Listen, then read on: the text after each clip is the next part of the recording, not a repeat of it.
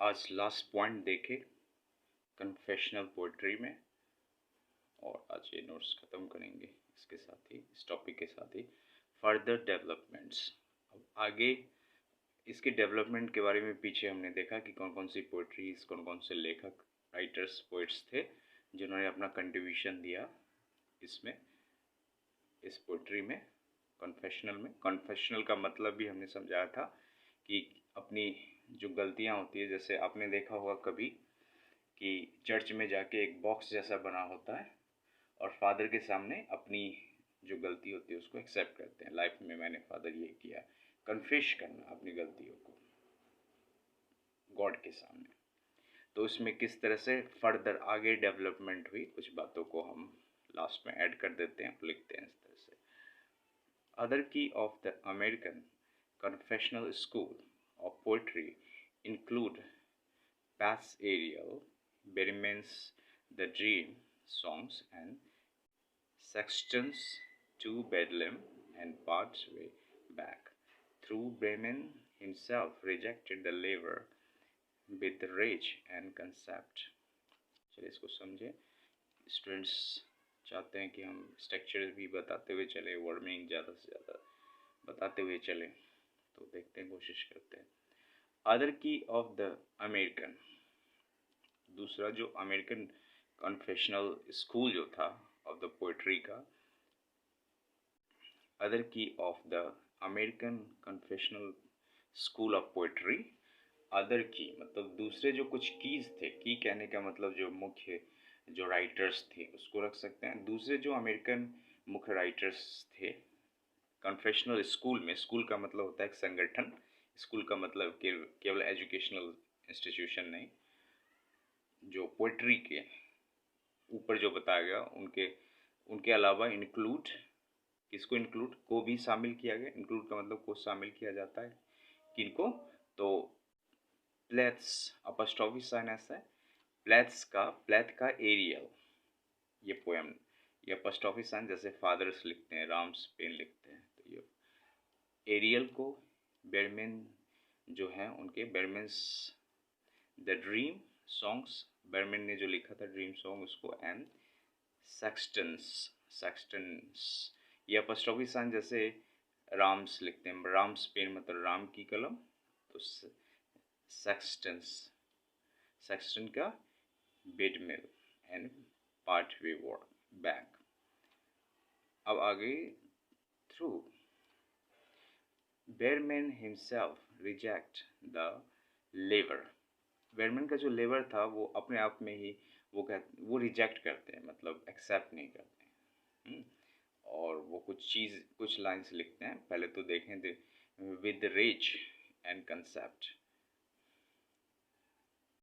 Raise और concept के साथ वो कहते हैं the world does not mean anything. जो बेरमैन है अपने आप को रिजेक्ट करते हुए, ये जो लेवर नाम का जो उन्होंने लिखा था उसमें रिजेक्ट किया उस वर्क में, इस कहते हैं कि कुछ चीज़ों को एक्सेप्ट नहीं करते, वो कहते हैं कि वर्ल्ड में कुछ नहीं है, इस सेंटेंस से पता चल रहा होता। I understand the confessional to be a place where you go and talk a priest. वो कहते हैं मुझे ऐसा लगता है, आई अंडरस्टैंड मेरी समझ से, या मैं समझता हूँ, the confessional to be place, confessional है वो ऐसा जगह है, कन्फेशनल कहने का मतलब कन्फेशनल जो पोइट्री है वो ऐसा एक जगह है जो अपनी वेयर यहाँ है, जो जहाँ पर you go and talk A priest, एक कोई जाता है या आप जाते हैं वहाँ एक प्रिस्ट से बात करते हैं, उनका ये मानना है।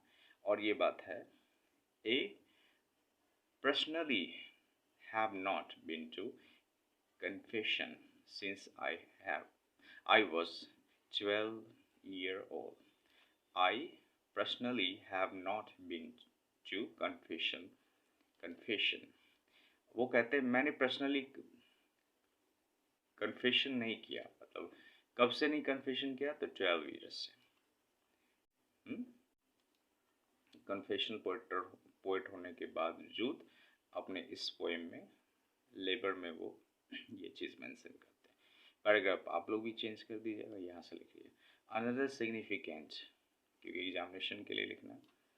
अदर जो सिग्निफिकेंट है, जो सिग्निफिकेंट यहाँ लिखा हुआ दिख रहा होगा, अर्थपूर्ण जो बातें हैं, यदि if transitional figure was Adrienne rich, जो दूसरी मुख्य बातें हैं जो सिग्निफिकेंट है, यदि ट्रांजिशनल हमने लिख दिया है यहाँ पे, माध्यमिक जो होती है, माध्यमिक बातें जो होती है, माध्यमिक फिगर जिसको कहते हैं, फिगर कहने का मतलब जो पर्सनालिटी थी, जो अनदर सिग्निफिकेंट, तो दूसरा जो सिग्निफिकेंट है, अर्थपूर्ण बात है इसमें फर्दर डेवलपमेंट में, वो किसका नाम आता है? फिगर का मतलब होता है, जैसे कहते हैं ना वो एक अच्छे फिगर में है फलाना कोई, जैसे विवेकानंद एक ग्रेट फिगर है, तो इसी तरह दूसरा जो फिगर था वो था रिच,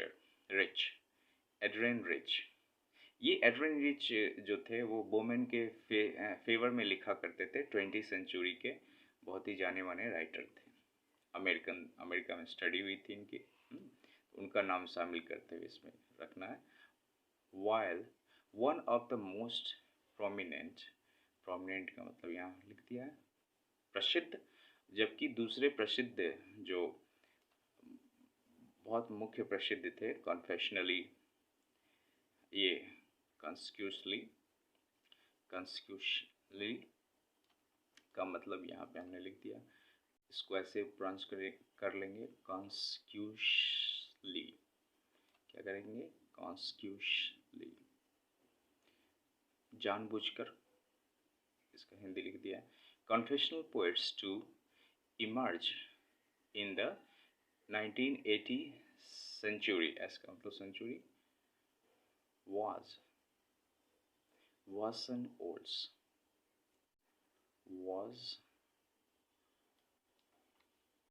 दूसरे जो पोएट थे वो कौन थे? ओल्ड्स, whose focus, जिनका फोकस था on taboo sexual subject matter build off the work of Ginsberg. अभी टैबू जो शब्द है वो हम लोगों ने ऊपर भी पढ़ा था, वैसे शब्द जिसको यूज़ नहीं किया जाना चाहिए पोइट्री में, वो ओपन विचार के रहा करते थे, क्योंकि कन्फेशनल पोइट्स जो रहते थे, हमने कमला दास का भी नाम लिया था, वो कन्फेशन का मतलब ही हुआ कि आपने जो सब मतलब गलतियाँ की हैं उसको गॉड के सामने रखना, तो वहाँ लोगों के सामने रखा जाता था, तो उसमें जो भी शब्द नहीं यूज़ करना चाहिए था वो सब यूज़ किया जाता था। तो कन्फेशनल पोइट्स टू इमर्ज का यहाँ लिख दिया है, उभर के आना, किस में उभर के आए? तो 1980 सेंचुरी में जो उभर के आए वाज ओड्स थे, जिनका फोकस क्या था? Taboo sexual subject matter build off करना of the work of the Ginsberg नाम के राइटर थे, उनके वर्क पे वो करना, build off the work of Ginsberg. चलिए इतना लिख दीजिएगा और इसके साथ ही ये टॉपिक ख़त्म होता है। नेक्स्ट हम लोग देखेंगे नेक्स्ट क्लास।